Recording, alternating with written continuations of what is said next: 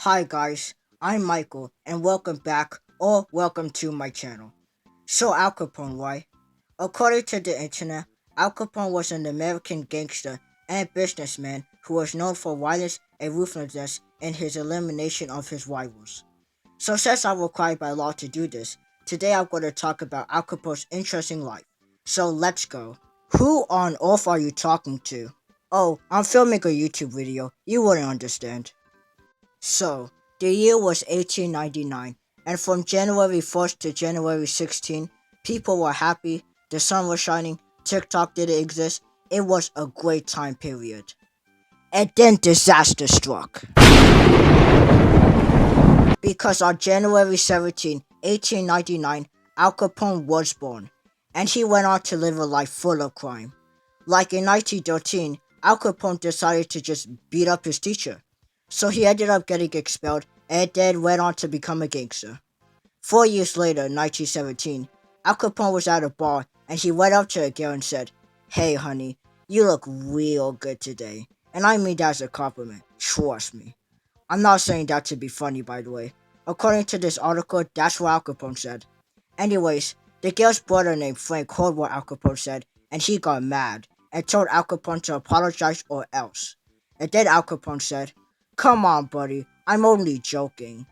This is no joke. You will pay the consequences." "Oh, so what? You want to fight or something?" To which Frank agreed. So then Al Capone was like, "Alright, here I come." So Al Capone charged at Frank only for him to pull out a pocket knife and slash Al Capone 3 times on the left side of his face, thus leading him with the nickname Scarface. Also, is it just me, or is it weird how much the brother cared about his sister? Really makes you wonder. Anyways, on December 4, 1918, Al Capone's girlfriend, May Capone, gave birth to their first and only child, Albert Capone. 26 days later, on December 30, 1918, Al and May Capone got married. Yay. In 1920, Al Capone moved to Chicago because of an invitation from a guy named Johnny telling Capone to join their gang that was called James Street Boys Gang. Another thing that happened in 1920 was that Al Capone's dad unfortunately died. And in 1924, Al Capone's brother was killed by the police. And in 1925, Johnny, the guy who invited Al Capone to join his gang, ended up getting shot outside his home. Wow, the early 1920s really were good years for Al Capone. But luckily, Johnny survived, though after recovering, he gave the boss war of his gang to Capone. So at least something good came out of that. Anyways, in 1928, Al Capone made the Capone's 1928 Cadillac, which was said to be bulletproof, so that's cool. Nowadays, you could get that car for like a gazillion dollars.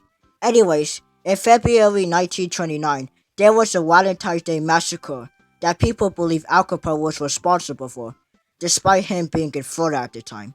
He didn't get arrested, but it didn't really matter because 3 months later, May 1929, Al Capone and his bodyguard went to jail for carrying concealed deadly weapons, but they got released a year later. But Al Capone was sued back because in 1931, Al Capone was convicted of federal tax evasion. But just like last time, he was released a year later, 1932. Another thing that happened in 1932 was the movie Scarface, based on Al Capone, was released. That doesn't really have anything to do with Al Capone's life, but it's cool, I guess. Anyways, another thing that happened in 1932 was that Al Capone went to Atlanta Penitentiary. He was only there for 2 years because in 1934, Al Capone got the extremely lucky chance to be one of the first prisoners to go to Alcatraz. But then in 1938, he got diagnosed with syphilis, which is a bacterial infection usually spread by blank contact. I don't know if I can say that word. Anyways, because of this, in 1939, Al Capone left Alcatraz, but he still got sent to other prisons to finish his sentence. And then lastly, in 1947, Al Capone died of cardiac arrest after suffering a stroke. And nowadays, people are making projects about him. So that's fun. But anyways, now you know all about Al Capone's life. So in a few years where you go to get a job at your local McDonald's that pays $3 per hour and the interview guy asks you, "Do you have any experience in making food?" You could be like, "No, But I know what year Al Capone died.